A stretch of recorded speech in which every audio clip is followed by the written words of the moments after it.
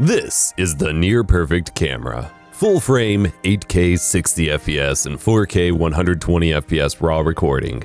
Fast autofocus plus a whole separate photo mode for beautiful 45 megapixel still photography. The Canon R5C is everything I wanted, save for one frustrating flaw. There's no open gate video recording. I can't record the native 3x2 or 4x3 video off the sensor as you can with many high-end cinema cameras or the Panasonic GH5S. For a cinema camera running a Cinema OS, I really expected this feature, especially since it has other, more expected niche features like SynchroScan shutter control, which perfectly captures my CRTs without flicker. But I want to shoot in 4x3 and 3x2. I had to figure it out.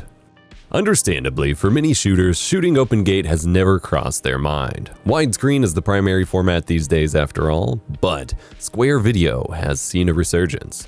Between mobile and social media optimized square video, 4x3 nostalgia, and anamorphic shooting, this feature is sorely missed on the R5C.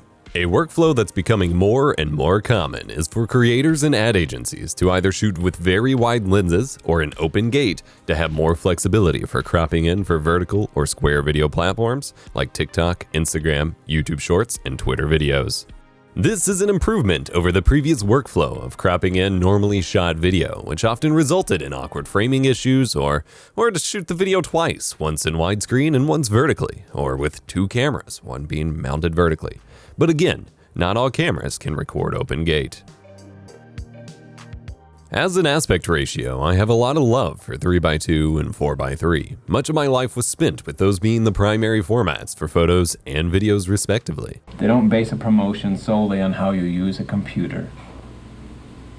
They're here to stay. I think 4x3 lends itself to a more focused composition and directing viewers precisely to the subject, especially for single subject videos like my tech content where I don't have a big cast and a huge set to fill a wide frame. Since I do a lot of CRT scanning with my cameras, a native 4x3 frame helps with that too. Plus the SynchroScan feature I mentioned. I originally bought a Panasonic GH5S a couple years back for this purpose. It has 4x3 modes, SynchroScan for dialing in a precise shutter speed, and a built-in low-pass filter to help with moire from the CRT masks beneath the screen. And it's been great. But the SynchroScan on my R5C seems to be superior, as it just kind of auto-syncs to the screen or flicker source and makes my life a lot easier. Open gate recording helps with tweaking composition in post in general, aside from social media cropping. It's why GoPro offers a 4x3 sensor readout, since action cams don't always stay exactly where they're supposed to. You can choose to have that extra space to reframe later. You tend to lose some stabilization features for this, but it's often worth the trade-off because you have that room to stabilize later. A higher-end use case for open gate recording is for better anamorphic de-squeeze performance. Anamorphic lenses work by squeezing light and a wider image onto your image sensor, which you can then de-squeeze and stretch back out in post. This gives you the most image to work with if you can capture the whole sensor, but the R5C doesn't let me do this. Panasonic and other camera manufacturers added in the 3x2 or 4x3 open gate mode explicitly for this purpose. Canon hasn't added it yet. Looking into all of this gave me a very fun idea. I want to shoot anamorphic 4x3 video. Not like I just described, but where I'm aiming for the actual output to be taller, as in to 4x3 or higher. What would this look like?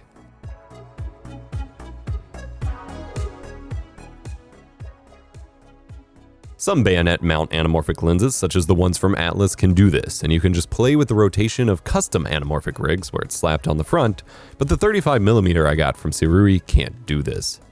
But their adapter can. This 1.25x anamorphic adapter is designed to either add even more squeeze to their existing anamorphic lenses, or to add some anamorphic squeeze to your traditional spherical lenses. I've already used this to great effect in conjunction with both my standard lenses like my Canon 24-70 f2.8, though I had to add a lens filter between them or the adapter would hit the glass, and on vintage lenses like my Helios. It has a button and the ability to rotate it so it can compensate for whichever direction it ends up whenever you screw it onto the lens. Ooh, but what if we just rotated it vertically?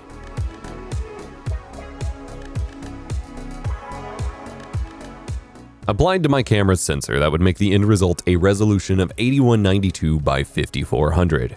That's about a 1.55 to 1 ratio, slightly wider than 4:3, but very, very close to the photo ratio of 3:2. Perfect. These images are simply incredible. The subtlety of the effect is both beautiful and otherworldly. I've never been happier with an in-camera effect overall. There are a lot of downsides here though. Focusing is now that much harder since neither my camera nor my monitor have a vertical D-squeeze option, and you're now focusing 2 lenses. The normal taking lens is set to focus at infinity, and then you focus the adapter instead of your lens. But the adapter does not focus very closely at all. This is pretty frustrating and somewhat of a deal breaker for my small studio shooting, but I come bearing tricks in the form of diopters. Slap a 4x magnification filter on the end of this thing and now you can only focus right up on top of the glass. This gave me a wonderful idea. Okay, I'm not gonna lie, this is the dumbest thing I've ever done, and the results are incredible. Canon R5C RF to EF adapter, Canon 100mm macro lens, Sirui 1.25x anamorphic adapter, 4x macro diopter. Look at them pixels. This is so freaking cool. Yes, the results are that good. Just about as good as the new Chillwave album we just dropped for backing track. Royalty-free, stream-safe, and video-safe music. We've got visualizers releasing all through the month of May. This album rules. You've been requesting it. It's chill hop and synthwave combined. Go check it out. That's backingtrack.gg. This is going to take my video art to the next level. Subscribe at Analog Dreams to see more. Obviously, cheap diopters like this do sacrifice some of the optical quality. But at this point, we've got glass on glass on glass on glass on glass, so who really cares? If the results are cool, that is all that matters. The 10x diopter is mostly garbage, causing a bowing in effect that's hard to adjust for, but the effect there is pretty neat too. It's an interesting problem, given the traditional route to macro shooting is to use macro extension tubes or something behind the lens, or a macro lens itself like my 100mm here. But since you have to focus that lens to infinity and only focus the anamorphic adapter, or you get shifted planes, the macro capabilities of your lens itself aren't actually very useful. This is the future of my style. I feel like despite being, way too long into my videography and artistic career, I've been reinventing myself this year, and this is one more step towards my vision being put on the screen. As much as I enjoyed the Sirui 35mm anamorphic lens and definitely want to add all of their focal lengths to my lens drawer, the 75mm and 135mm are really calling my name right now. This 1.25x adapter is the most versatile and unique piece I have in my kit today. Being able to use it with any lens unlocks insane amounts of potential, and it's like half of the price of any of their standalone lenses too. I have a lot of unique, weird lenses in my collection, but this one helps make every lens look that much more unique. I'm gonna keep working on my style and discovering ways I can push video in directions that I haven't done before. If you wanna keep watching about my video art, click this video here. Remember to be kind, rewind.